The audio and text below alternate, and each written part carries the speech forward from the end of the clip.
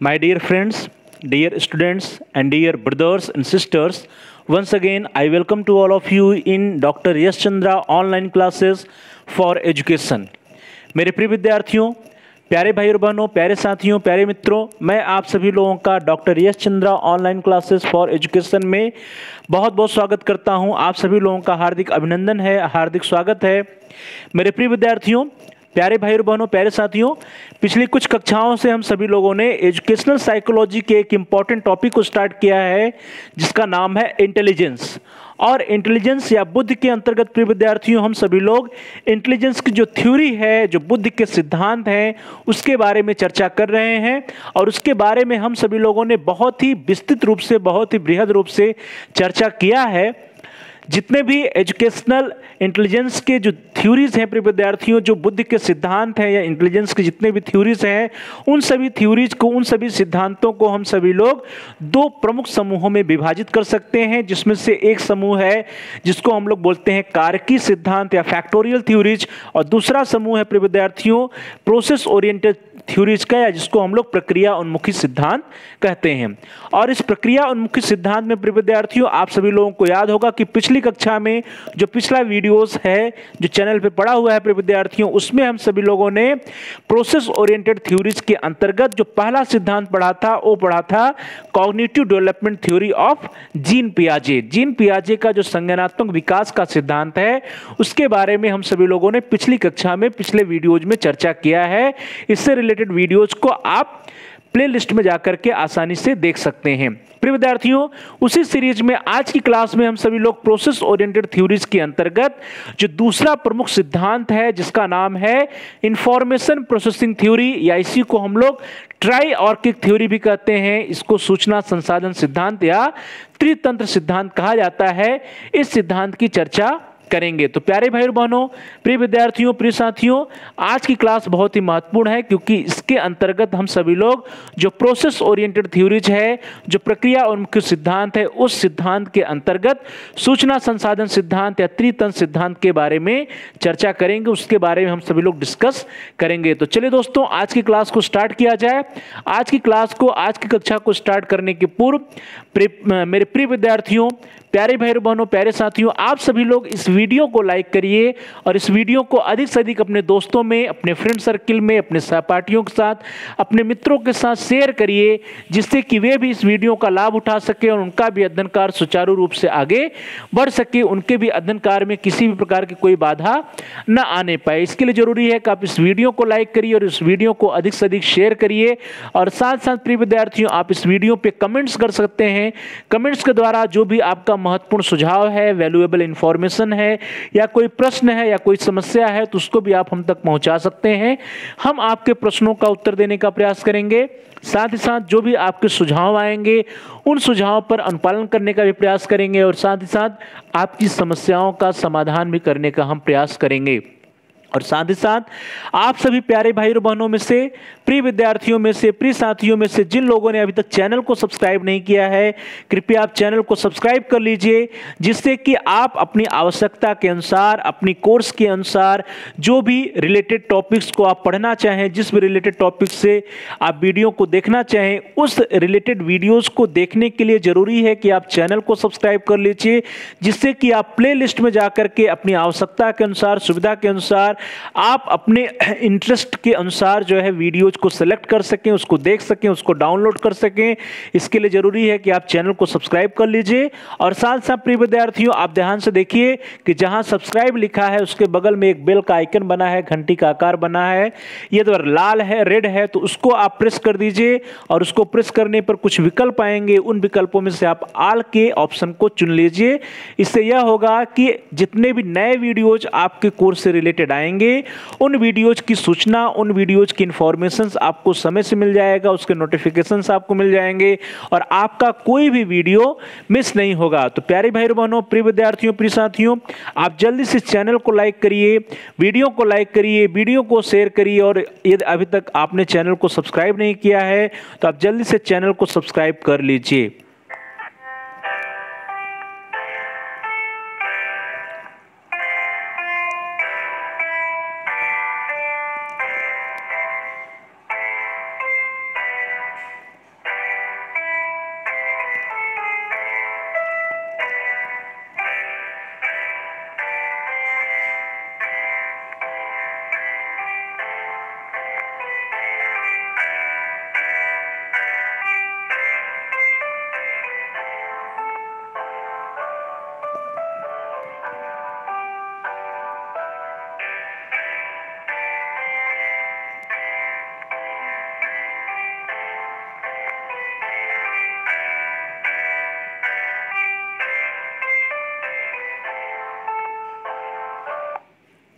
चलिए दोस्तों, आज की क्लास को स्टार्ट करते हैं। आज की कक्षा को स्टार्ट किया जाए। आज की क्लास में हम सभी लोग प्रोसेस ओरिएंटेड थ्योरीज या प्रक्रिया उन्मुखी सिद्धांत, जो बुद्धि के सिद्धांत हैं, उन सिद्धांतों के बारे में चर्चा करेंगे। उन सिद्धांतों में से जो सबसे पहला थ्योरीज था प्रिय विद्यार्थियों, संज्ञानात्मक विकास का सिद्धांत, जो कि जीन पियाजे जी का सिद्धांत था, उसकी चर्चा हम लोग कर चुके हैं। आज दूसरे सिद्धांत की चर्चा करेंगे जिसका नाम है सूचना संसाधन सिद्धांत, या इसको हम लोग त्रितंत्र सिद्धांत भी कहते हैं। प्रिय विद्यार्थियों, इसको इंग्लिश में, अंग्रेजी में इसको इंफॉर्मेशन प्रोसेसिंग थ्योरी या इसी को ट्राई आर्किक थ्योरी भी कहा जाता है। तो प्रिय विद्यार्थियों, ट्राई आर्किक थ्योरी या त्रितंत्र सिद्धांत, इंफॉर्मेशन प्रोसेसिंग थ्योरी या सूचना संसाधन सिद्धांत क्या है? एक प्रक्रिया उन्मुखी या प्रोसेस ओरिएंटेड थ्योरी है। प्रिय विद्यार्थियों, यह जो सिद्धांत है, बुद्धि का जो यह सिद्धांत है, यह एक नवीन सिद्धांत है, बहुत ही नया सिद्धांत है, और इस सिद्धांत के बारे में अभी भी रिसर्चेज चल रही हैं। प्रिय विद्यार्थियों, इस सिद्धांत का प्रतिपादन रॉबर्ट स्टैनबर्ग ने 1985 में किया था। रॉबर्ट स्टैनबर्ग ने अपनी एक पुस्तक निकाली जिस पुस्तक का नाम था बियॉन्ड आईक्यू। तो प्रिय विद्यार्थियों, सन 1985 में 1985 में इस सिद्धांत का प्रतिपादन रॉबर्ट स्टैनबर्ग ने अपनी पुस्तक बियॉन्ड आईक्यू में किया। तो ध्यान दीजिए, यहां से प्रश्न बनता है प्रिय विद्यार्थियों कि रॉबर्ट स्टैनबर्ग ने ट्राई आर्किक थ्योरी या इंफॉर्मेशन प्रोसेसिंग थ्योरी का प्रतिपादन किया, और इस सिद्धांत का जो उन्होंने प्रतिपादन किया तो उसको उन्होंने, उनकी जो पुस्तक थी, जो बुक थी जिसका नाम था बियॉन्ड आईक्यू, तो बियॉन्ड आईक्यू बुक में, पुस्तक में उन्होंने इस सिद्धांत के बारे में चर्चा किया। इस सिद्धांत का प्रतिपादन उन्होंने अपनी पुस्तक बियॉन्ड आईक्यू में 1985 या 1985 में किया। तो प्रिय विद्यार्थियों, आप सभी लोग याद रखिएगा कि रॉबर्ट स्टैनबर्ग की बुक का नाम है बियॉन्ड आईक्यू। 1985 में उन्होंने इस बुक को पब्लिश किया, और इसी बुक में उन्होंने ट्राई आर्किक थ्योरी या त्रितंत्र सिद्धांत या सूचना संसाधन सिद्धांत या इंफॉर्मेशन प्रोसेसिंग थ्योरी के बारे में चर्चा किया, बताया है, उसका प्रतिपादन किया। प्रिय विद्यार्थियों, जैसा कि हमने आपसे प्रारंभ में ही चर्चा किया कि स्टैनबर्ग ने त्रितंत्र सिद्धांत के रूप में बुद्धि की व्याख्या प्रक्रिया उन्मुख ढंग से करने का प्रयास किया। तो प्रिय विद्यार्थियों, यह क्या है? यह एक प्रोसेस ओरिएंटेड थ्योरीज है, प्रक्रिया उन्मुखी सिद्धांत है। तो प्रक्रिया उन्मुखी सिद्धांत या प्रोसेस ओरिएंटेड थ्योरीज है प्रिय विद्यार्थियों यह, और प्रोसेस ओरिएंटेड थ्योरीज के अंतर्गत हम सभी लोग इस थ्योरी को, इस सिद्धांत को रखते हैं, क्योंकि यहां पर आप अभी आगे बढ़िएगा, आगे देखिएगा कि यहां पर जो इंटेलिजेंस है या बुद्धि है, बुद्धि की जो प्रोसेस होती है, प्रोसेसिंग जो होती है, जो विभिन्न प्रक्रियाएं होती हैं, उस पर इस सिद्धांत में जोर दिया गया है। ना कि जैसा कि फैक्टोरियल थ्योरीज में या कारकी सिद्धांत में नंबर ऑफ फैक्टर्स या कारकों के ऊपर जोर दिया गया था, वैसा यहां पर नहीं है, बल्कि यहां पर जो बुद्धि की प्रोसेसिंग है, प्रक्रिया है, जो इंटेलिजेंस का जो प्रोसेस है, उस पर बल दिया गया है। इसलिए इस सिद्धांत को प्रक्रिया उन्मुखी सिद्धांत या प्रोसेस ओरिएंटेड थ्योरीज के अंतर्गत रखा जाता है। प्रिय विद्यार्थियों, स्टैनबर्ग के अनुसार बुद्धि भिन्न भिन्न प्रकार के मूल कौशल या घटक में बटी होती है। ध्यान दीजिए, स्टैनबर्ग साहब ने भी जो है, जो इंटेलिजेंस होता है, बुद्धि होता है, उसके लिए कहा कि जो बुद्धि है, इंटेलिजेंस है, वह कुछ मूल कौशलों या बेसिक स्किल्स या कुछ कंपोनेंट्स में बटा होता है। प्रिय विद्यार्थियों, यहां पर उन्होंने कुछ कंपोनेंट्स या घटक या मूल कौशलों की चर्चा की अपने सिद्धांत में, और उन्हीं कौशलों या उन्हीं घटकों या उन्हीं कंपोनेंट्स के बारे में उन्होंने कहा कि जो बुद्धि है, जो इंटेलिजेंस है, वो कुछ प्रमुख मूल कौशलों, बेसिक स्किल्स या कंपोनेंट्स में डिवाइडेड होता है, बटा होता है। प्रिय विद्यार्थियों, अब जब उन्होंने घटक या कंपोनेंट की चर्चा की है कि जो बुद्धि है वो विभिन्न प्रकार के घटकों से मिलकर बना होता है, तो उन्होंने कहा कि प्रत्येक घटक के आधार पर व्यक्ति को कुछ सूचनाएं मिलती हैं जिनको वह संसाधित करता है, और उसके आधार पर विवेचना करता है और समस्या का समाधान करता है। प्रिय विद्यार्थियों, यहां पर आप ध्यान से देखिएगा कि यहां पर जो ट्राई आर्किक थ्योरी में स्टैनबर्ग जी ने जो कहा है, उन्होंने जब कंपोनेंट्स या घटकों की बात की है, तो उन्होंने कहा कि प्रत्येक घटक के आधार पर व्यक्ति को कुछ सूचनाएं या इंफॉर्मेशंस मिलती हैं। अर्थात जो भी कंपोनेंट्स है, उस कंपोनेंट्स के अकॉर्डिंग, उस घटक के अकॉर्डिंग व्यक्ति को कुछ इंफॉर्मेशन मिलती हैं, कुछ सूचनाएं मिलती हैं, और उन सूचनाओं पर क्या करता है, वह प्रोसेसिंग करता है, या उन सूचनाओं को वह संसाधित करता है, प्रोसेसिंग प्रोसेसिंग करता है, और प्रोसेसिंग करने, संसाधित करने से क्या अभिप्राय है कि उन सूचनाओं की मेरिट्स और डीमेरिट्स अर्थात उसके गुण और अवगुणों की जांच करता है, गुण और अवगुणों की परख करता है। और जब उन सूचनाओं के गुण और अवगुणों की परख कर लेता है अर्थात सूचनाओं का संसाधन कर लेता है, तो प्रोसेसिंग या सूचनाओं पर संसाधन करने के उपरांत उसके आधार पर वह विवेचना करता है, रीजनिंग करता है, और लास्ट में वह प्रॉब्लम को सॉल्व करता है या समस्या का समाधान करता है।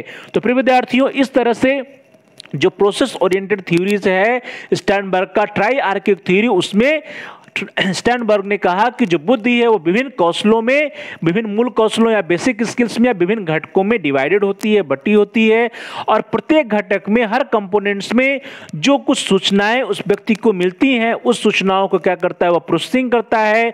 प्रोसेसिंग करने के बाद उसमें वो उसका विवेचन करता है, और विवेचन करने के बाद जो भी उसके सामने समस्या होती है उस समस्या का वह समाधान करता है। तो प्यारे भाई बहनों, प्रिय विद्यार्थियों, इस तरह से यह स्पष्ट है कि प्रत्येक व्यक्ति प्रत्येक बेसिक स्किल्स या प्रत्येक कंपोनेंट्स के आधार पर कुछ सूचनाएं प्राप्त करता है और उन सूचनाओं का प्रोसेसिंग करता है, उन सूचनाओं पर संसाधन करता है, अर्थात उसके मेरिट्स और डीमेरिट्स को, उसके गुण और अवगुणों की जांच करता है, परख करता है, और उस जांच, उस परख के आधार पर उन सूचनाओं के बारे में, उन इंफॉर्मेशंस के बारे में उसकी विवेचना करता है, और अंत में जो भी समस्याएं होती हैं उन समस्या का समाधान करता है, अर्थात प्रॉब्लम को सॉल्व करता है, प्रॉब्लम सॉल्विंग की प्रक्रिया को सुलझाता है, प्रॉब्लम सॉल्विंग की प्रक्रिया को कंप्लीट करता है। तो प्रिय विद्यार्थियों, इस तरह से स्टर्नबर्ग ने बुद्धि को आलोचनात्मक ढंग से सोचने की प्रक्रिया के रूप में स्पष्ट किया।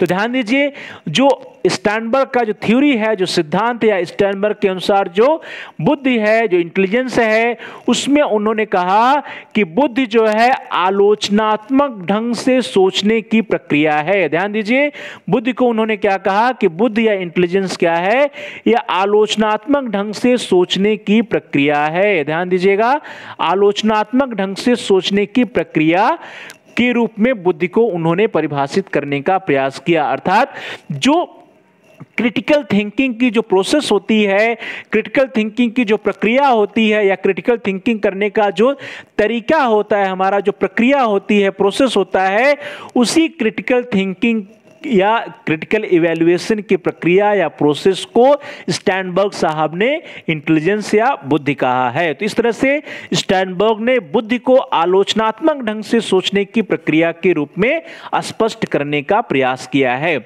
स्टर्नबर्ग जी के अनुसार तर्क करते समय व्यक्ति के मन में क्या है तथा वह सूचनाओं को किस ढंग से प्रोसेस करता है, यही बुद्धि है। तो ध्यान दीजिए, उन्होंने क्या कहा कि जो बुद्धि है, इंटेलिजेंस है, वह क्या है कि जब कोई व्यक्ति रीजनिंग करता है, तर्क करता है, तो तर्क करते समय किसी व्यक्ति के मन में क्या चल रहा है, किसी व्यक्ति के मन में, किसी व्यक्ति के अंदर, आत्मा में क्या चल रहा है रीजनिंग करते समय, और साथ ही साथ जो भी इंफॉर्मेशंस उसको मिल रही हैं, जो भी सूचनाएं उसको मिल रही हैं, उन सूचनाओं को कैसे वह प्रक्रमित करता है या कैसे वह उन सूचनाओं को प्रोसेस करता है। उन सूचनाओं को प्रोसेस करने की जो प्रक्रिया होती है, उसको प्रक्रमित करने की जो प्रक्रिया होती है, या व्यक्ति के मन में उसमें क्या चल रहा होता है, वह कैसे सोचता है, कैसे विचार करता है, कैसे उसका थॉट प्रोसेस किस प्रकार का है, उन्हीं सबको मिलाकर उन्होंने क्या कहा कि इसी को बुद्धि कहा जाता है।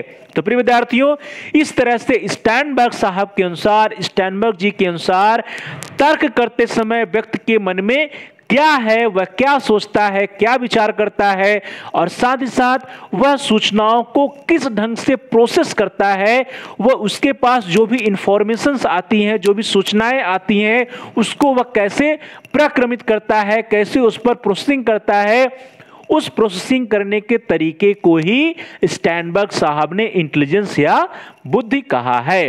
प्रिय विद्यार्थियों, तार्किक प्रक्रिया के समक्ष विचारों तथा सूचनाओं को व्यवस्थित ढंग से प्रस्तुत करना ही बुद्धि का एक प्रमुख कार्य है। तो प्रिय विद्यार्थियों, जो उपयुक्त बातें हम लोगों ने की, जो उपयुक्त विवेचन हम लोगों ने किया, उसके आधार पर यह स्पष्ट होता है कि तार्किक प्रक्रिया के समक्ष विचारों और सूचनाओं को व्यवस्थित ढंग से प्रस्तुत करना ही बुद्धि का प्रमुख कार्य है।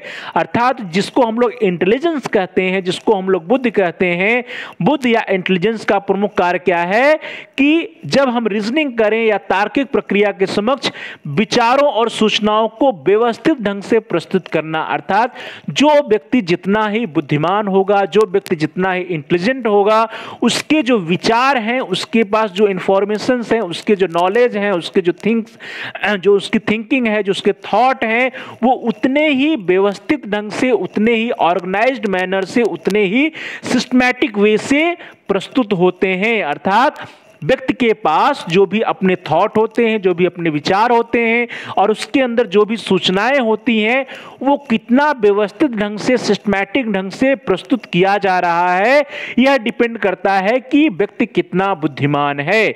तो सीधे सीधे हम यह भी कह सकते हैं दूसरे भाषा में कि व्यक्ति जितना ही अधिक बुद्धिमान होगा, व्यक्ति जितना ही अधिक इंटेलिजेंट होगा, उसके द्वारा उसके विचारों और सूचनाओं को उतने ही अच्छे ढंग से, उतने ही अच्छे व्यवस्थित ढंग से, उतने ही अच्छे सिस्टमैटिक वे से प्रस्तुत किया जाएगा। तो प्रिय विद्यार्थियों, इस तरह से हम लोग यह स्पष्ट करते हैं कि तार्किक प्रक्रिया के समक्ष विचारों और सूचनाओं को व्यवस्थित ढंग से प्रस्तुत करना बुद्धि का एक प्रमुख कार्य होता है। स्टैनबर्ग के अनुसार व्यक्ति के द्वारा जिन स्टेप्स को, जिन चरणों को, जिन सोपानों के माध्यम से किसी भी सूचना को प्रोसेस्ड किया जाता है, किसी भी सूचना को संसाधित किया जाता है, वे कुछ निश्चित स्टेप्स हैं, कुछ निश्चित चरण हैं। वे विद्यार्थियों कुल मिलाकर के वे 5 इंपॉर्टेंट स्टेप्स हैं, 5 इंपॉर्टेंट चरण है। उन चरणों का अनुपालन करके ही, उन 5 स्टेप्स का अनुपालन करके ही व्यक्ति किसी भी सूचनाओं को प्रोसेस करता है, संसाधित करता है। अब चलिए हम लोग जल्दी से देख लेते हैं कि वे 5 स्टेप्स कौन कौन से हैं, 5 चरण कौन कौन से हैं, 5 सोपान कौन कौन से हैं, जिनके द्वारा कोई भी व्यक्ति जो उसको सूचनाएं मिलती हैं, उन सूचनाओं के ऊपर प्रोसेसिंग करता है, उन सूचनाओं का संसाधन करता है। तो प्रिय विद्यार्थियों, जो पहला स्टेप है, the first step is the encoding, या जिसको हम लोग कूट संकेतन कहते हैं। द सेकंड स्टेप इज इनफरिंग, या जिसको हम लोग आंकलन या निष्कर्ष या अनुमान लगाना कहते हैं। The third one is mapping, या जिसको हम लोग व्यवस्था या रेखांकन कहते हैं। The fourth one is application, या जिसको हम लोग अनुप्रयोग या उपयोग कहते हैं। और पांचवा है प्रिय विद्यार्थियों रिस्पॉन्स या अनुक्रिया। तो इस तरह से प्रिय विद्यार्थियों सबसे पहले क्या होता है, सबसे पहले इनकोडिंग या कूट संकेतन का कार्य होता है। किसी भी सूचना के संबंध में जो सूचनाएं उसको मिलती है, उसके आधार पर वह इनकोडिंग करता है। फिर इनफरिंग का कार्य होता है, अनुमान लगाने का कार्य होता है। फिर मैपिंग आता है, और चौथे स्टेप पर एप्लीकेशन या उसका उपयोग या उसका अनुप्रयोग आता है। और पांचवें पर रिस्पॉन्स या अनुक्रिया या प्रतिक्रिया का स्टेप्स आता है। चलिए दोस्तों, इसके बारे में जल्दी से हम लोग 1 बाय 1 देख लेते हैं। तो सबसे पहला है the first one is encoding या कूट संकेतन। तो प्रिय विद्यार्थियों, इनकोडिंग या कूट संकेतन क्या है?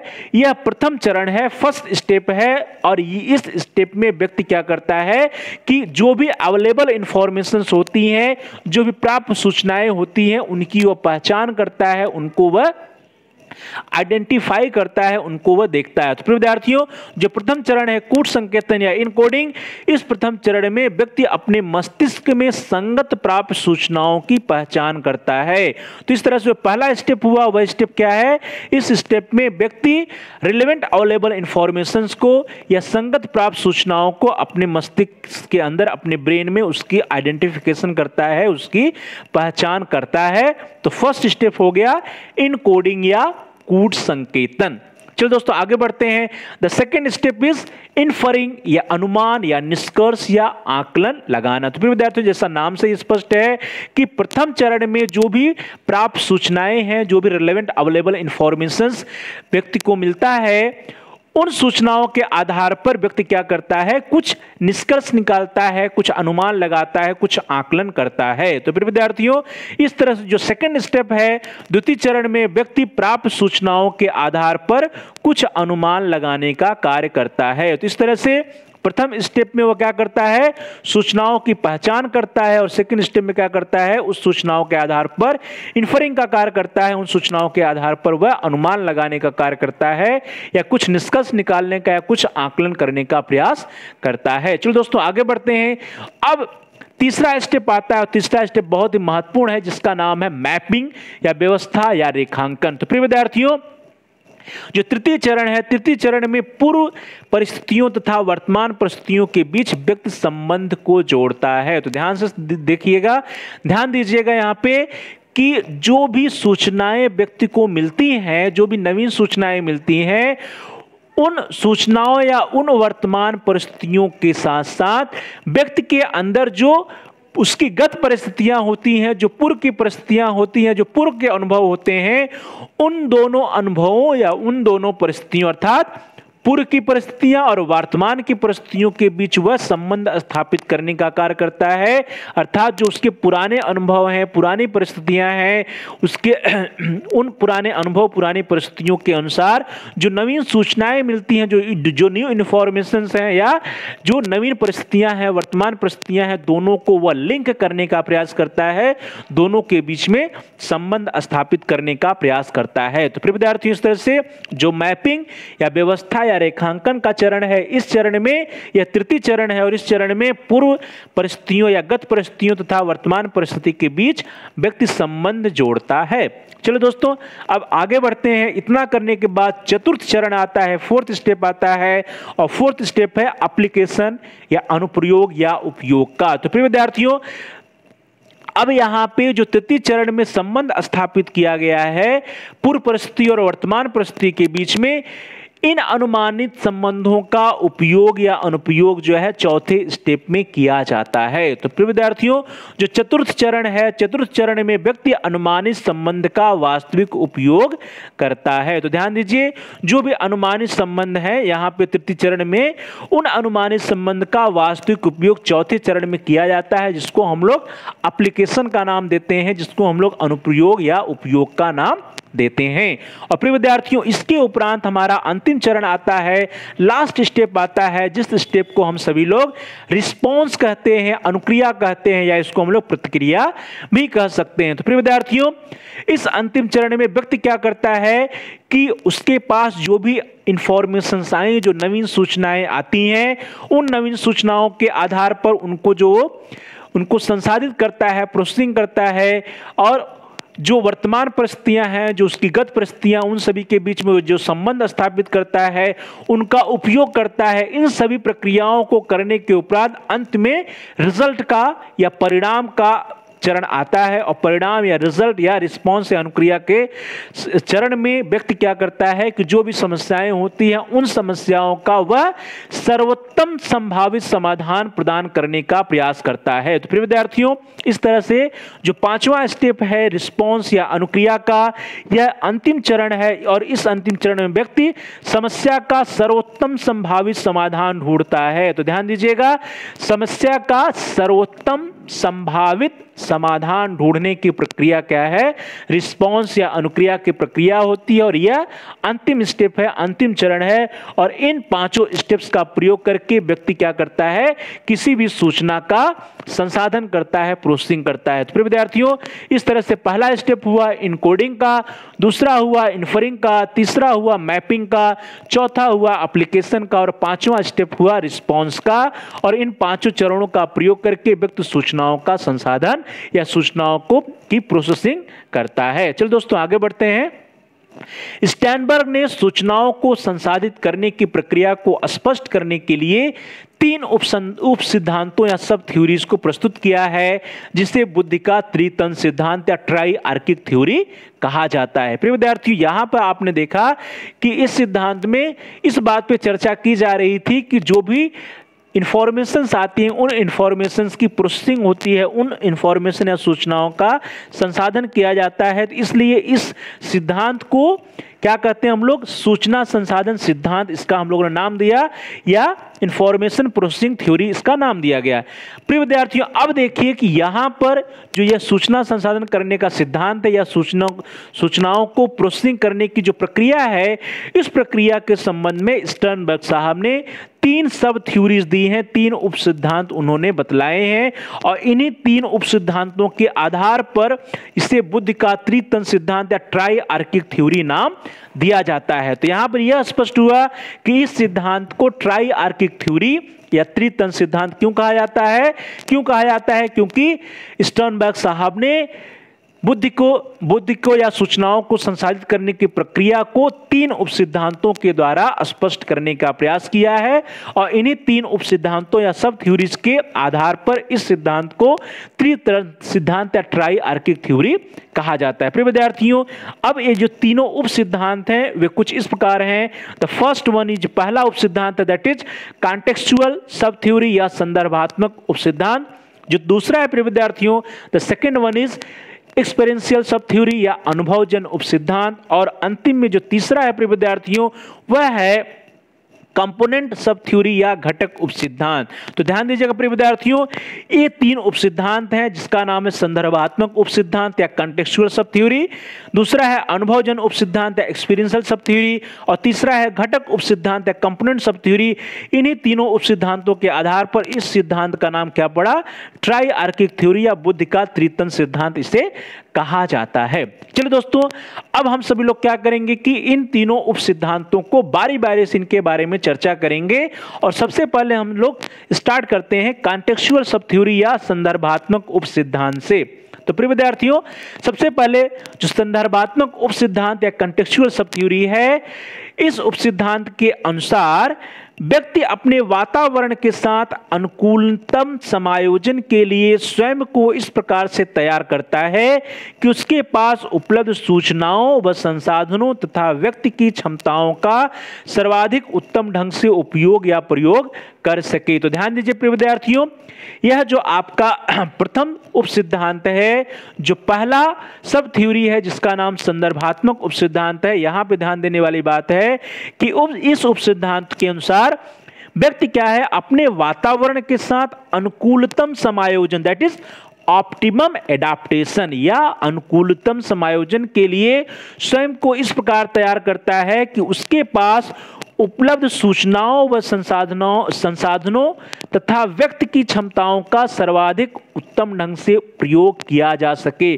तो ध्यान दीजिए प्रिय विद्यार्थियों, जो पहला सब थ्योरी है संदर्भात्मक उप सिद्धांत है, इस उप सिद्धांत में बताया जा रहा है कि व्यक्ति क्या करता है कि जो उसका एटमॉस्फेयर है, जो उसका एनवायरनमेंट है, उस एनवायरनमेंट के साथ वह ऑप्टिमम एडाप्टेशन या अनुकूलतम समायोजन करता है, और साथ ही साथ जो भी उसके पास अवेलेबल इंफॉर्मेशन हैं, अवेलेबल रिसोर्सेज हैं, या जो भी उसके पास जो है अवेलेबल कैपेसिटीज है, एबिलिटीज है, क्षमताएं हैं, उन रिसोर्सेज का, उन इंफॉर्मेशंस का, उन एबिलिटीज का, उन क्षमताओं का, उन योग्यताओं का क्या करना है, उसे सर्वाधिक उत्तम ढंग से उपयोग करना है। प्रिय विद्यार्थियों, इसका नाम है ऑप्टिमम यूटिलाइजेशन या ऑप्टिमम यूज। तो ऑप्टिमम यूज या ऑप्टिमम यूटिलाइजेशन करता है या सर्वाधिक उत्तम ढंग से उसका उपयोग या प्रयोग करना जो है उसका उद्देश्य होता है। तो प्रिय विद्यार्थियों, इस तरह से जो पहला उप सिद्धांत है संदर्भात्मक उप सिद्धांत,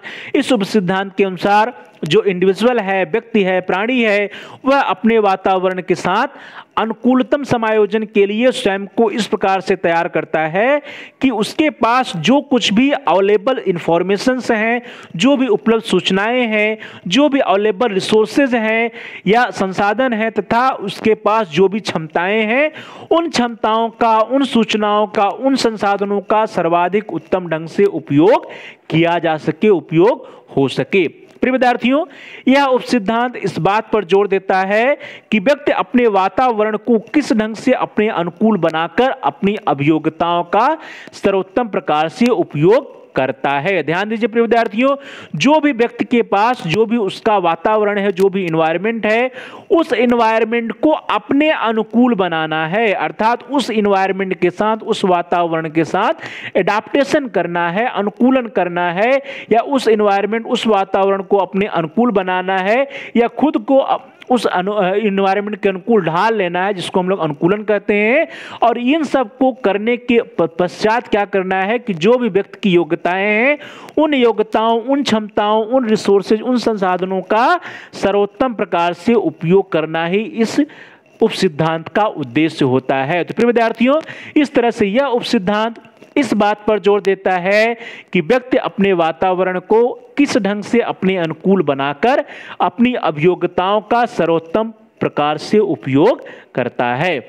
प्रिय विद्यार्थियों, इस उपसिद्धांत का संबंध व्यक्ति के उस क्षमता से होता है जिसके सहारे वह विशिष्ट परिस्थितियों में समस्या समाधान के लिए तैयार होता है। ध्यान दीजिए, यहां पर एक नवीन बात निकल के आ रही है कि जो भी स्पेसिफिक सिचुएशंस हैं, जो भी विशिष्ट परिस्थितियां व्यक्ति के सामने आती हैं, या जो भी नवीन समस्याएं आती हैं, तो उन नवीन समस्याओं का समाधान व्यक्ति कैसे करता है, या किसी विशिष्ट परिस्थितियों में जो भी उसके सामने प्रॉब्लम्स आती हैं, समस्याएं आती हैं, उन समस्याओं का समाधान करने के लिए उस व्यक्ति के अंदर जो भी क्षमताएं हैं, जो भी योग्यताएं हैं, उसका प्रयोग वह कैसे करता है, उसी प्रयोग करने के तरीके से या उसी क्षमता या योग्यता के उपयोग करने के संबंध में उसी से रिलेटेड है यह कॉन्टेक्सचुअल सब थ्योरी। तो प्रिय विद्यार्थियों, इस तरह से कॉन्टेक्सचुअल सब थ्योरी जो है, यह उपसिद्धांत जो है, वह उसका संबंध व्यक्ति के उस क्षमता या उस योग्यता से होता है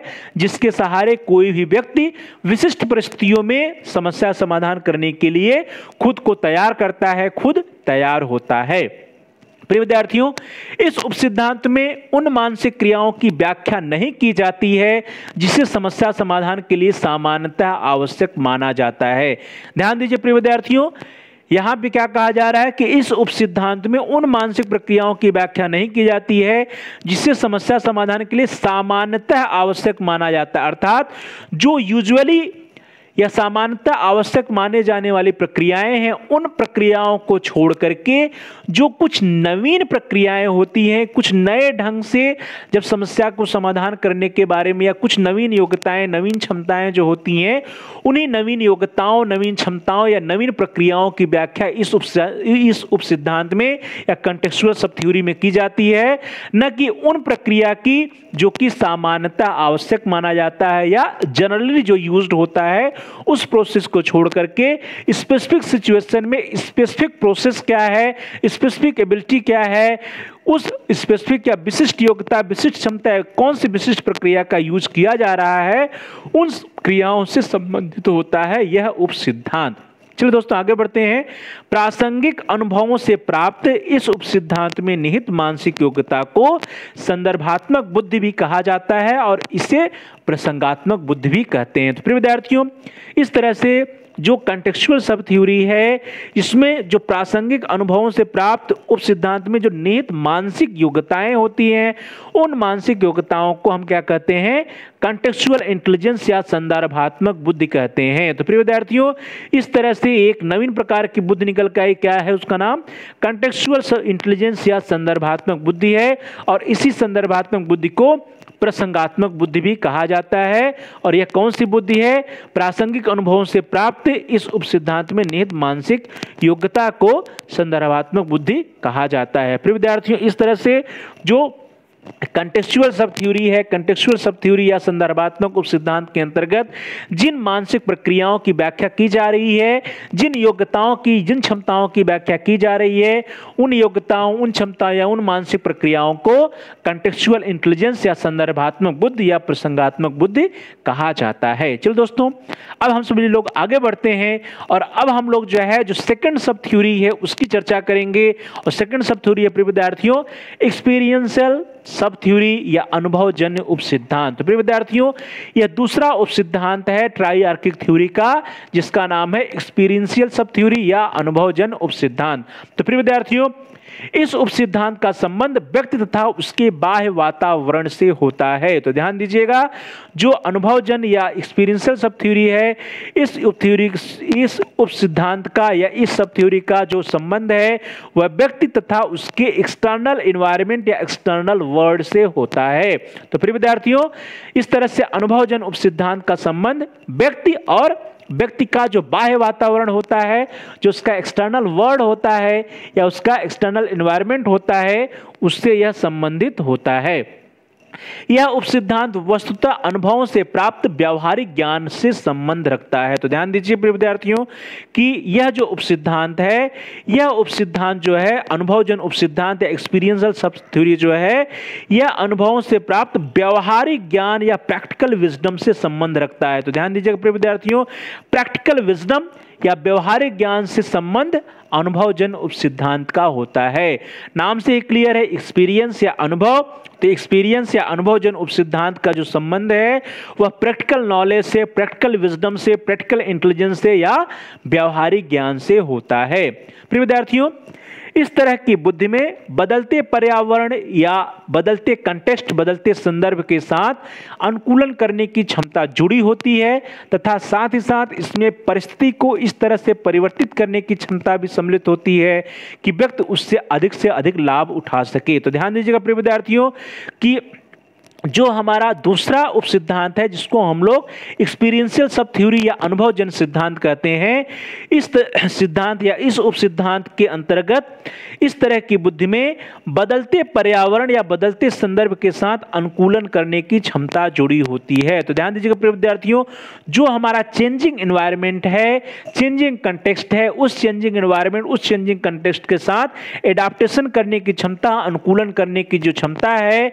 या अनुकूलन करने की जो योग्यता है, जो बुद्धि है, वही जो है एक्सपीरियंशियल बुद्धि है या अनुभवजन्य उपसिद्धांत है। प्रिय विद्यार्थियों, एक्सपीरियंशियल सब थ्योरी या एक्सपीरियंशियल इंटेलिजेंस या अनुभवजन्य उपसिद्धांत के अंतर्गत उस बुद्धि की बात की जा रही है जो कि चेंजिंग एनवायरनमेंट या बदलते पर्यावरण या बदलते संदर्भ के साथ अनुकूलन करने की क्षमता या योग्यता से जुड़ा होता है। और साथ ही साथ प्रिय विद्यार्थियों, इसमें परिस्थिति को इस तरह से परिवर्तित करने की योग्यता या क्षमता भी सम्मिलित होती है जिससे व्यक्ति उससे अधिक लाभ उठा सके। अर्थात जो भी व्यक्ति का चेंजिंग एनवायरनमेंट है, जो भी बदलती हुई सिचुएशंस है, परिस्थितियां हैं, उन परिस्थितियों से अधिक कैसे लाभ उठाया जा सके। तो अधिक से अधिक उस चेंजिंग एनवायरनमेंट से लाभ उठाने की जो योग्यता है, जो क्षमता है, वह क्या है, इस एक्सपीरियंशियल सब थ्योरी या अनुभवजन्य उपसिद्धांत के द्वारा इसका एक्सप्लेनेशन किया जाता है। तो प्रिय विद्यार्थियों, इस तरह की बुद्धि में बदलते पर्यावरण या बदलते संदर्भ या बदलते कंटेक्स्ट, चेंजिंग कंटेक्स्ट के साथ अनुकूलन करने की क्षमता जुड़ी होती है और साथ ही साथ इसमें परिस्थिति को इस तरह से परिवर्तित करने की क्षमता भी सम्मिलित होती है कि व्यक्ति उससे अधिक लाभ उठा सके। अर्थात जो भी हमारा एनवायरनमेंट है, जो भी सिचुएशन है, उस सिचुएशन को, उस एनवायरनमेंट को हम कैसे अपने अनुसार ढाल लें, कैसे उसे हम अपने अनुसार परिवर्तित कर लें, उसको अपने अनुकूल परिवर्तित करने की, उसको ढालने की जो योग्यता या क्षमता होती है प्रिय विद्यार्थियों, उसी योग्यता या क्षमता को हम सभी लोग एक्सपीरियंशियल इंटेलिजेंस भी कहते हैं। प्रिय विद्यार्थियों, इस उपसिद्धांत में निहित मानसिक योग्यता या मानसिक क्षमता को अनुभवजन्य बुद्धि या एक्सपीरियंशियल इंटेलिजेंस भी कहा जाता है। तो इस तरह से विद्यार्थियों स्पष्ट होता है कि बदलते पर्यावरण, बदलते संदर्भ के साथ जो अनुकूलन करने की योग्यता या क्षमता होती है या फिर परिस्थिति को इस तरह से परिवर्तित करने की क्षमता है कि हम उससे अधिक लाभ उठा सकें, यह जो योग्यताएं और क्षमताएं होती हैं प्रिय विद्यार्थियों, इसी योग्यता या क्षमता को, इसी मानसिक क्षमता को हम सभी लोग क्या कहते हैं, एक्सपीरियंशियल इंटेलिजेंस या अनुभवजन्य बुद्धि कहते हैं। तो प्रिय विद्यार्थियों, इस तरह से एक्सपीरियंशियल इंटेलिजेंस या अनुभवजन्य बुद्धि क्या है, बदलते हुए पर्यावरण को अपने अनुसार या अपने अनुकूल ढाल लेना, अपने अनुकूल बना लेना और परिस्थितियों या पर्यावरण का इस तरह से उसको अपने अनुकूल परिवर्तित करना कि उससे हम अधिक से अधिक लाभ उठा सकें, वह इस बुद्धि में सम्मिलित है। प्रिय विद्यार्थियों, जिन व्यक्तियों में इस प्रकार की बुद्धि अधिक होती है वे अपनी परिस्थितियों को अधिक शीघ्रता से समझकर अपने कार्य में सफलता प्राप्त करने की राह निश्चित कर लेते हैं। तो ध्यान दीजिएगा प्रिय विद्यार्थियों, ऐसे व्यक्ति जिनमें जो है एक्सपीरियंशियल इंटेलिजेंस या अनुभवजन्य बुद्धि अधिक होती है, ऐसे व्यक्ति जो होते हैं वे अपनी परिस्थितियों को अधिक शीघ्रता से समझकर अपने कार्य में सफलता प्राप्त करने की राह में निश्चित कर लेते हैं। अर्थात जिन व्यक्तियों में एक्सपीरियंशियल इंटेलिजेंस या अनुभवजन्य बुद्धि अधिक होती है, ऐसे व्यक्ति जो है बदलती हुई परिस्थितियों को शीघ्रता से समझ जाते हैं और उसके अनुसार, उस परिस्थिति के अनुसार खुद को ढाल लेते हैं या उस परिस्थिति में अपने अनुसार परिवर्तन कर लेते हैं और उस परिस्थिति से अधिक लाभ उठाने का प्रयास करते हैं और अपने कार्य में सफलता को प्राप्त करते हैं, वे सफल हो जाते हैं। प्रिय विद्यार्थियों, इस सिद्धांत के अनुसार अनुभवों के विस्तृत तथा व्यापक होने पर ही बुद्धि में बढ़ोतरी होती है।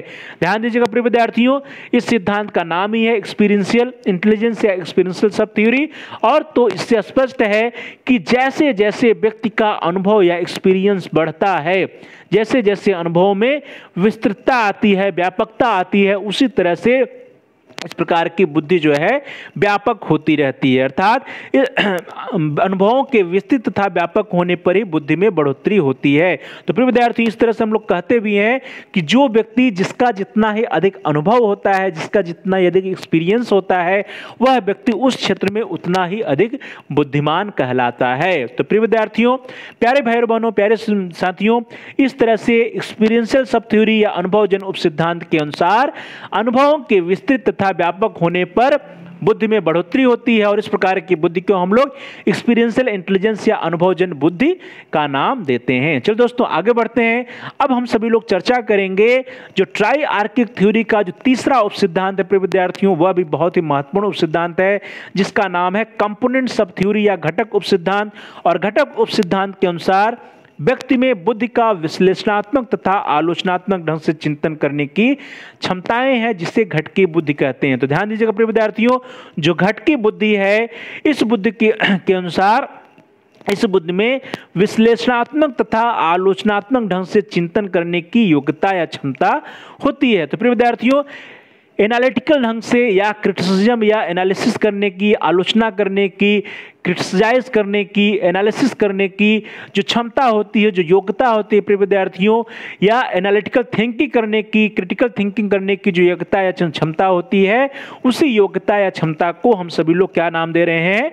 घटकी बुद्धि या कंपोनेंट सब थ्योरी का नाम दे रहे हैं। तो प्रिय विद्यार्थियों, हम सभी लोग जानते हैं कि जो एनालिसिस का पावर है, विश्लेषण करने का पावर है, क्रिटिसिज्म या क्रिटिसाइज करने का पावर है, आलोचना करने की जो योग्यता या क्षमता होती है प्रिय विद्यार्थियों, ये सभी योग्यताएं और क्षमताएं क्या हैं? ये सभी योग्यताएं और क्षमताएं अब्स्ट्रैक्ट होती हैं, अमूर्त होती हैं। तो प्रिय विद्यार्थियों, इस प्रकार से बुद्धि में अमूर्त चिंतन या अब्स्ट्रैक्ट थिंकिंग करने की तथा सूचनाओं को संसाधित करने की जो योग्यता होती है, जो क्षमता होती है, उनका वर्णन घटक उपसिद्धांत में किया जाता है। तो प्रिय विद्यार्थियों, इस तरह से जो घटक उपसिद्धांत है, इस उपसिद्धांत के अंतर्गत अब्स्ट्रैक्ट थिंकिंग या अमूर्त चिंतन की बात की जाती है और साथ ही साथ सूचनाओं को प्रोसेस करने में, सूचनाओं को संसाधित करने में जिन योग्यताओं या क्षमताओं का प्रयोग होता है, वे सभी योग्यताएं और क्षमताएं जो है घटक उपसिद्धांत में निहित होती हैं।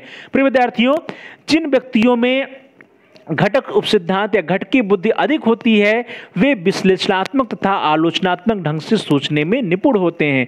यह तो स्पष्ट ही है कि ऐसे व्यक्ति जिनमें जो घटकी बुद्धि या कंपोनेंट इंटेलिजेंस अधिक होगा, ऐसे व्यक्ति जो है एनालिसिस या विश्लेषणात्मक करने में सक्षम होंगे, निपुण होंगे और साथ ही साथ आलोचना करने में, क्रिटिसाइज करने में, क्रिटिसिज्म में भी वे ऐसे व्यक्ति क्या होते हैं? मास्टर होते हैं, निपुण होते हैं। तो प्रिय विद्यार्थियों, इस तरह से जिन व्यक्तियों में कंपोनेंट इंटेलिजेंस या घटकी बुद्धि अधिक होती है, ऐसे व्यक्ति विश्लेषणात्मक तथा आलोचनात्मक ढंग से सोचने में निपुण होते हैं। प्रिय विद्यार्थियों, जो घटकी उपसिद्धांत है, इस उपसिद्धांत में जो दोनों उपसिद्धांत इसके पहले हम लोगों ने पढ़ा, जिसका नाम था कंटेक्चुअल सब थ्योरी और एक्सपीरियंशियल सब थ्योरी, अर्थात प्रिय विद्यार्थियों जो संदर्भात्मक उपसिद्धांत है और अनुभवजन्य उपसिद्धांत है, इन दोनों उपसिद्धांतों को घटक उपसिद्धांत एक साथ बांधे रहता है। तो ध्यान दीजिएगा प्रिय विद्यार्थियों, जो घटक उपसिद्धांत है या कंपोनेंट इंटेलिजेंस है, वह जो है जो हमारा कंटेक्चुअल इंटेलिजेंस है और साथ ही साथ जो एक्सपीरियंशियल इंटेलिजेंस है, इन दोनों इंटेलिजेंस को आपस में बांधे रहता है। कौन? घटक उपसिद्धांत। तो प्रिय विद्यार्थियों, घटक उपसिद्धांत कंटेक्चुअल सब थ्योरी या कंटेक्चुअल इंटेलिजेंस, और एक्सपीरियंशियल सब थ्योरी या एक्सपीरियंशियल इंटेलिजेंस अर्थात संदर्भात्मक बुद्धि और अनुभवजन्य बुद्धि को एक साथ पिरोए रखता है, एक साथ बांधे रखता है। प्रिय विद्यार्थियों, स्टैनबर्ग ने घटक उपसिद्धांत के अंतर्गत 3 प्रकार के घटकों को महत्वपूर्ण बताया है। चलिए दोस्तों आगे बढ़ते हैं, और जो कंपोनेंट इंटेलिजेंस है या कंपोनेंट सब थ्योरी है, इस सब थ्योरी के अंतर्गत स्टैनबर्ग साहब ने 3 प्रकार के कंपोनेंट्स या 3 प्रकार के घटक की चर्चा की है। प्रिय विद्यार्थियों, वे जो घटक हैं वो सबसे पहला घटक है प्रिय विद्यार्थियों मेटा कंपोनेंट या मेटा घटक, दूसरा है परफॉर्मेंस कंपोनेंट या निष्पादन घटक, और तीसरा है प्रिय विद्यार्थियों नॉलेज एक्विजिशन कंपोनेंट या ज्ञान संग्रहण घटक। तो प्रिय विद्यार्थियों, इस तरह से जो कंपोनेंट सब थ्योरी है, घटक उपसिद्धांत है, इस उपसिद्धांत के अंतर्गत जिस घटक की या कंपोनेंट्स की बात की जा रही है वे घटक 3 प्रकार के होते हैं। The first one is Meta घटक या Meta component, second one is निष्पादन घटक या परफॉर्मेंस कंपोनेंट, और तीसरा है प्रिय विद्यार्थियों नॉलेज एक्विजिशन कंपोनेंट या ज्ञान संग्रहण कंपोनेंट। चलिए दोस्तों इन सभी कंपोनेंट्स के बारे में बारी बारी से चर्चा कर लेते हैं। तो सबसे पहला है मेटा कंपोनेंट या मेटा घटक। तो प्रिय विद्यार्थियों, जो मेटा घटक है, मेटा कंपोनेंट है, मेटा घटक से तात्पर्य उन कौशलों से है जिनकी आवश्यकता उच्च कोटि के समस्याओं के समाधान में होती है। तो ध्यान दीजिएगा प्रिय विद्यार्थियों, जो मेटा घटक है या मेटा कंपोनेंट है, इसके अंतर्गत वे सभी स्किल्स आते हैं, वे सभी योग्यताएं, वो सभी क्षमताएं, वे सभी कौशल आते हैं जिनकी आवश्यकता उच्च कोटि की समस्याओं के समाधान में होती है।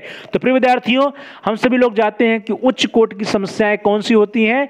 ऐसी समस्याएं जो कि क्या हो, एनालिसिस से, सिंथेसिस से, इवैल्यूएशन से रिलेटेड हो, क्रिएटिविटी से रिलेटेड समस्याएं होती हैं।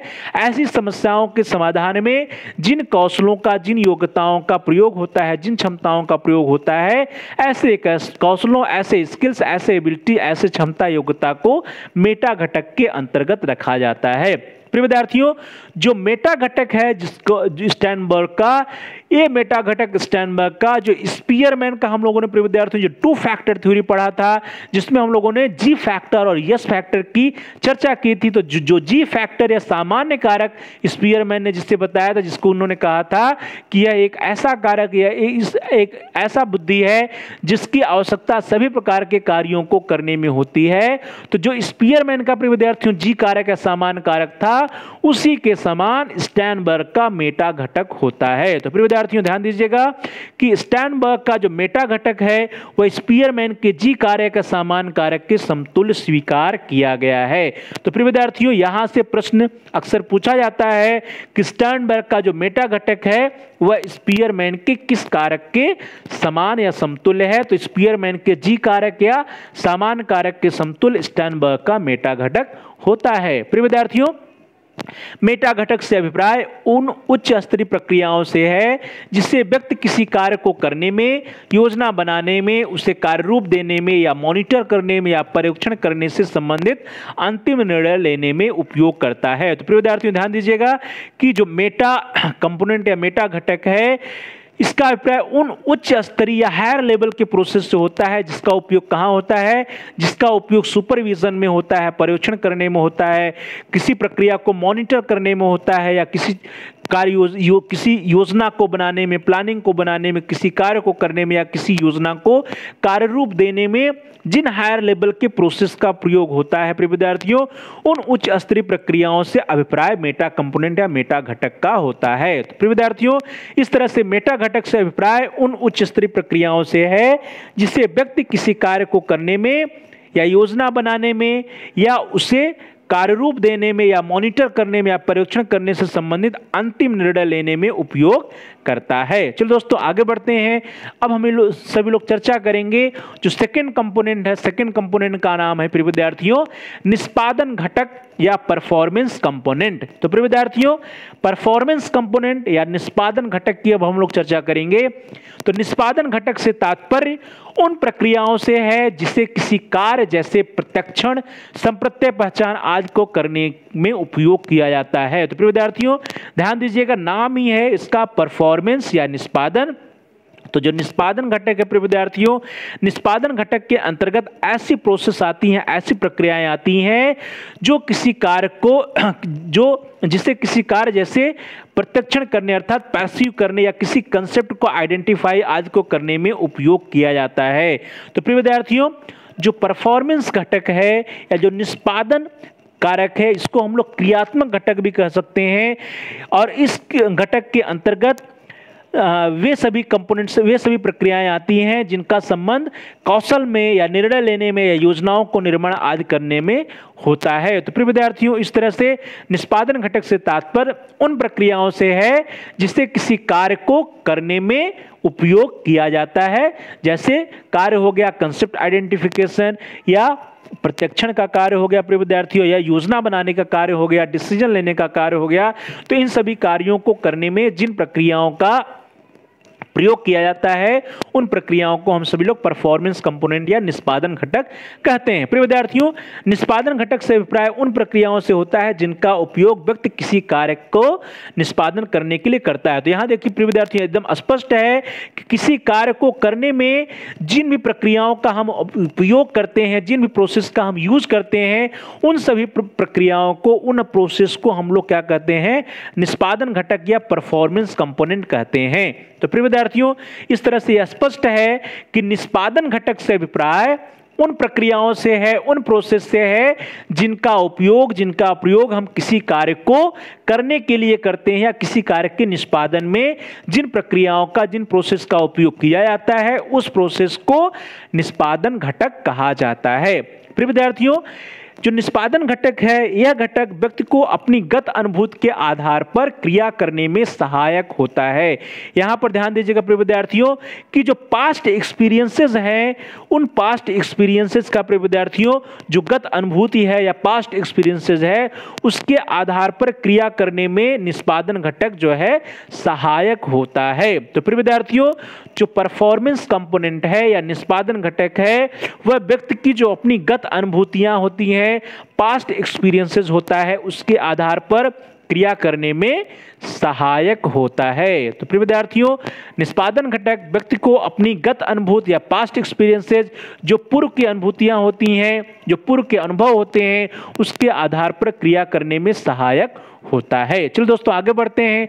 अब हम लोग बात करेंगे जो तीसरा इंपॉर्टेंट कंपोनेंट है, दैट इज ज्ञान संग्रहण घटक या नॉलेज एक्विजिशन कंपोनेंट। तो प्रिय विद्यार्थियों, जो तीसरा महत्वपूर्ण घटक है उसका नाम है नॉलेज एक्विजिशन कंपोनेंट या ज्ञान संग्रहण घटक। और जैसा नाम से यह स्पष्ट है कि इस कंपोनेंट का संबंध किससे है, नॉलेज को एक्वायर करने से, सूचनाओं को या नॉलेज को ग्रहण करने से होता है। प्रिय विद्यार्थियों, ज्ञान संग्रहण घटक से तात्पर्य उन प्रक्रियाओं से है जिनका उपयोग व्यक्ति नई सूचनाओं को सीखने में करता है। तो ध्यान दीजिएगा प्रिय विद्यार्थियों कि नई सूचनाओं को, नई इंफॉर्मेशन को सीखने में, नई सूचनाओं को ज्ञात करने में जिन प्रक्रियाओं का उपयोग किया जाता है, उस प्रक्रिया को नॉलेज एक्विजिशन कंपोनेंट या ज्ञान संग्रहण कंपोनेंट के अंतर्गत रखा जाता है। तो प्रिय विद्यार्थियों, ज्ञान संग्रहण घटक से तात्पर्य उन प्रक्रियाओं से है जिनका उपयोग व्यक्ति न्यू इंफॉर्मेशंस को, नई सूचनाओं को, न्यू नॉलेज को सीखने में या उसको प्राप्त करने में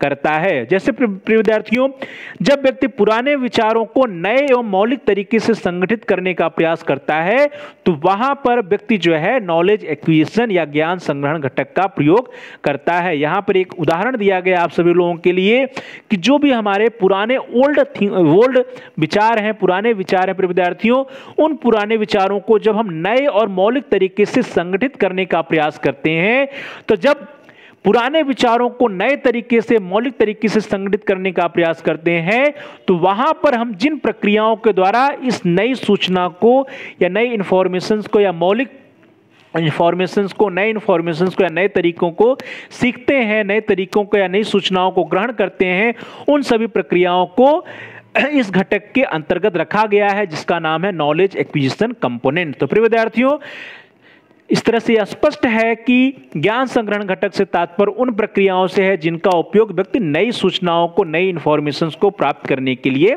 करता है। चलो दोस्तों आगे बढ़ते हैं और अब हम सभी लोग जो है जो ट्राइआर्किक थ्योरी ऑफ इंटेलिजेंस है या बुद्धि का त्रितन सिद्धांत है, इस सिद्धांत को एक चित्र के द्वारा स्पष्ट करने का प्रयास करेंगे।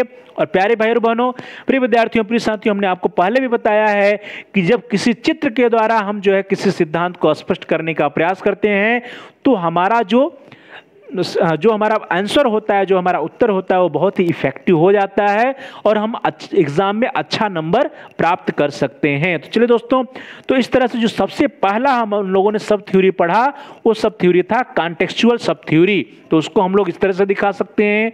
फिर इसके उपरांत प्रिय विद्यार्थियों, कॉन्टेक्सचुअल सब थ्योरी या संदर्भात्मक उप सिद्धांत के उपरांत हम सभी लोगों ने क्या पढ़ा? इसके उपरांत हम सभी लोगों ने प्रिय विद्यार्थियों अनुभवजन्य उप सिद्धांत या एक्सपीरियंशियल सब थ्योरी के बारे में चर्चा किया। तो उसको भी हम लोग एक फिगर के द्वारा इस तरह से दिखा सकते हैं जो कि आपकी स्क्रीन पर है। और अंत में प्रिय विद्यार्थियों, हम सभी लोगों ने जो तीसरा इसका इंपॉर्टेंट सब थ्योरी रहा, जिसको हम लोगों ने घटक उप सिद्धांत नाम दिया, तो कंपोनेंट सब थ्योरी को हम लोग इस तरह से दिखा सकते हैं। प्रिय विद्यार्थियों, अब यहां पर ध्यान दीजिएगा कि जो ये आपका चित्र बन के आया है, जिसको हम लोग ट्राइआर्किक थ्योरी ऑफ इंटेलिजेंस या बुद्धि का त्रितन सिद्धांत कह रहे हैं, इस सिद्धांत में आप ध्यान दीजिएगा कि सबसे पहले कॉन्टेक्सचुअल सब थ्योरी या संदर्भात्मक उप सिद्धांत की चर्चा की गई, उसके उपरांत एक्सपीरियंशियल सब थ्योरी या अनुभवजन्य उप सिद्धांत की चर्चा की गई, और अंत में कॉन्टेक्सचुअल कंपोनेंट सब थ्योरी या घटक उप सिद्धांत की चर्चा की गई। और हमने आपसे कहा था कि जो घटक उप सिद्धांत है या कंपोनेंट सब थ्योरी है, वह क्या करता है? एक्सपीरियंशियल सब थ्योरी या अनुभवजन्य उप सिद्धांत, दोनों सिद्धांतों को आपस में जोड़ के रखता है, एक साथ पिरो के रखता है। तो प्रिय विद्यार्थियों, इस तरह से जो आपकी स्क्रीन पर इसमें चित्र दिखाई दे रहा है, इस चित्र के द्वारा, इस फिगर के द्वारा हम सभी लोग ट्राइआर्किक थ्योरी ऑफ इंटेलिजेंस या बुद्धि के त्रितन सिद्धांत को स्पष्ट कर सकते हैं, चित्र के माध्यम से दिखा सकते हैं। चलो दोस्तों आगे बढ़ते हैं कि स्टर्नबर्ग के अनुसार उपयुक्त तीनों प्रकार की बुद्धि, अर्थात जिसको हम लोगों ने अभी चित्र के द्वारा दिखाया, कॉन्टेक्सचुअल इंटेलिजेंस, एक्सपीरियंशियल इंटेलिजेंस और कंपोनेंट इंटेलिजेंस, अर्थात संदर्भात्मक, अनुभवजन्य तथा घटक की बुद्धि परस्पर तालमेल एवं समन्वय करते हुए क्रियाशील रहते हैं। तो प्रिय विद्यार्थियों, जो तीनों प्रकार की बुद्धि है, ये आपस में परस्पर तालमेल और समन्वय के साथ क्रियाशील रहते हैं, सभी एक दूसरे के साथ जुड़े रहते हैं और एक दूसरे के साथ जुड़े रहते हुए परस्पर तालमेल और समन्वय के साथ क्रियाशील रहते हैं और सभी प्रकार के मानसिक क्रियाओं को करते हैं। प्रिय विद्यार्थियों, स्टर्नबर्ग का विचार है कि बुद्धि लब्धि के मात्र मापन के संप्रत्यय से अलग हटकर संज्ञान और समस्या समाधान जैसे व्यवहारिक क्षमता के रूप में बुद्धि की व्याख्या की पुष्टि करता है। ध्यान दीजिएगा प्रिय विद्यार्थियों कि जो स्टर्नबर्ग का यह सिद्धांत रहा, स्टर्नबर्ग के सिद्धांत में प्रिय विद्यार्थियों स्टर्नबर्ग साहब ने क्या किया? स्टर्नबर्ग का विचार बुद्धि लब्धि के मात्र मापन के संप्रत्यय से अलग हटकर, अर्थात जो बुद्धि लब्धि या जिसको हम लोग साधारण भाषा में क्या कहते हैं? आईक्यू कहते हैं। तो बुद्धि लब्धि या आईक्यू का मेजरमेंट करना, बुद्धि लब्धि का मापन करना, यह जो कंसेप्ट है, इस कंसेप्ट से हट करके स्टर्नबर्ग साहब ने किस पर बल दिया? इन्होंने कॉग्निशन या संज्ञान के पर बल दिया, या प्रॉब्लम सॉल्विंग या समस्या समाधान जैसी जो व्यवहारिक क्षमताएं होती हैं, जो बिहेवियरल एबिलिटीज हैं, जो व्यवहारिक कॉम्पिटेंसीज हैं, जो व्यवहारिक योग्यताएं हैं, उस पर इन्होंने बल दिया और उसी के हिसाब से इन्होंने अपने सिद्धांत का प्रतिपादन किया। तो प्रिय विद्यार्थियों, इस तरह से स्टर्नबर्ग साहब ने, इनका जो विचार रहा, जो इनका सिद्धांत रहा, इस सिद्धांत में उन्होंने मात्र बुद्धि लब्धि के मात्र के मापन का जो संप्रत्यय है, जो कंसेप्ट है, उस कंसेप्ट से कुछ अलग हटते हुए इन्होंने कॉग्निशन, दैट इज संज्ञान, या प्रॉब्लम सॉल्विंग जैसे समस्या समाधान जैसे व्यवहारिक क्षमता के रूप में बुद्धि की व्याख्या करने का प्रयास किया है। प्रिय विद्यार्थियों, स्टर्नबर्ग के अनुसार सफल बुद्धि वाले व्यक्ति समस्याओं को नियंत्रणहीन होने से पूर्व ही उन पर कार्य करके समाधान खोज लेते हैं। ध्यान दीजिएगा प्रिय विद्यार्थियों कि स्टर्नबर्ग साहब ने ऐसे व्यक्ति को बुद्धिमान कहा है जो व्यक्ति क्या करता है कि कोई भी समस्या उसके सामने आए, उस समस्याओं को नियंत्रणहीन होने से पूर्व, अर्थात उसके कंट्रोल से बाहर जाने के पहले ही व्यक्ति जो है उस समस्या का समाधान खोज ले। तो ऐसे व्यक्ति जो अपने जो उसके समक्ष समस्याएं आती हैं उन समस्याओं को उसके कंट्रोल से बाहर जाने या उसके नियंत्रणहीन होने से पूर्व ही उस समस्या का समाधान खोज लेता है, ऐसे व्यक्ति को हम क्या कह सकते हैं, बुद्धिमान या इंटेलिजेंट कह सकते हैं। तो प्रिय विद्यार्थियों, स्टैनबर्ग के अनुसार सफल बुद्धि वाले व्यक्ति समस्याओं के नियंत्रणहीन होने से पूर्व ही उन समस्याओं का समाधान ढूंढ लेते हैं, उन समस्याओं का समाधान कर लेते हैं।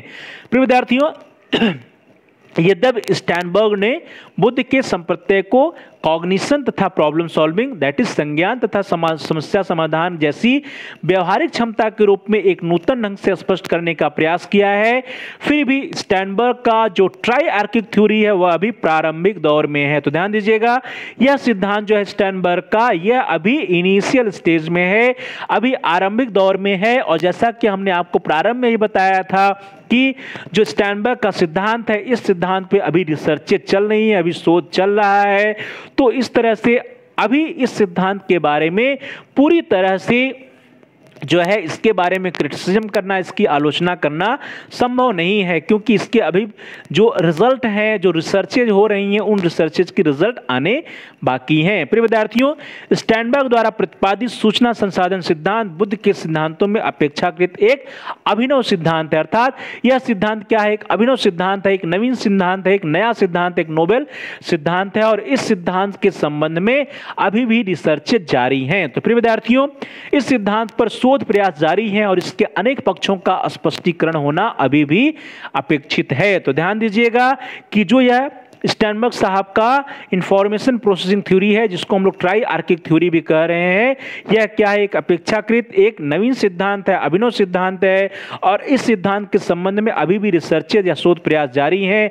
इसके अनेक पक्षों का स्पष्टीकरण होना अभी भी बाकी है। तो प्रिय विद्यार्थियों, पर्याप्त मात्रा में शोध निष्कर्षों के प्राप्त हो जाने के उपरांत ही हम इस सिद्धांत का सही ढंग से मूल्यांकन कर सकेंगे। तो प्रिय विद्यार्थियों, जब बात आती है इस सिद्धांत के इवैल्यूएशन की, मूल्यांकन की, तो इस सिद्धांत का मूल्यांकन या इस सिद्धांत का इवैल्यूएशन हम तभी कर पाएंगे जब जितने भी रिसर्चेज हो रही हैं, जितने भी शोध हो रहे हैं, उन सभी के शोध के निष्कर्ष हमको प्राप्त हो जाएंगे, तभी हम इस सिद्धांत का अच्छी तरह से मूल्यांकन या इवैल्यूएशन कर सकते हैं। तो प्यारे भाई बहनों, प्रिय विद्यार्थियों, प्रिय साथियों, इस तरह से हम सभी लोगों ने आज की क्लास में, आज की कक्षा में इंटेलिजेंस थ्योरी या जो बुद्धि के सिद्धांत की चर्चा हम लोग प्रारंभ किए हैं, उसके अंतर्गत एक बहुत ही महत्वपूर्ण सिद्धांत की चर्चा किया, जो कि प्रोसेस ओरिएंटेड थ्योरीज के अंतर्गत आता है, जिसका नाम है ट्राइआर्किक थ्योरी या इंफॉर्मेशन प्रोसेसिंग थ्योरी, जिसको हम लोग सूचना संसाधन सिद्धांत या त्रितंत्र सिद्धांत कहते हैं। और सबसे पहले हम लोगों ने देखा कि सन 1985 में रॉबर्ट स्टैनबर्ग ने अपनी एक पुस्तक बियॉन्ड आईक्यू के द्वारा जो है इस सिद्धांत का प्रतिपादन किया। और उसके बाद हम सभी लोगों ने देखा प्रिय विद्यार्थियों कि जो इंफॉर्मेशंस की प्रोसेसिंग होती है, जो सूचना का संसाधन किया जाता है, इसके लिए स्टैनबर्ग साहब ने 5 स्टेप्स बताए, 5 चरण बताए, जिसमें पहला रहा इनकोडिंग या कूट संकेतन, दूसरा रहा इन्फरिंग या अनुमान या निष्कर्ष निकालना या आकलन करना, तीसरा रहा मैपिंग या व्यवस्था या रेखांकन करना, चौथा रहा एप्लीकेशन या अनुप्रयोग या उपयोग, और पांचवा रहा रिस्पॉन्स या अनुक्रिया। प्रिय विद्यार्थियों, इन 5 स्टेप्स या इन 5 चरणों के बारे में हम लोगों ने अध्ययन किया।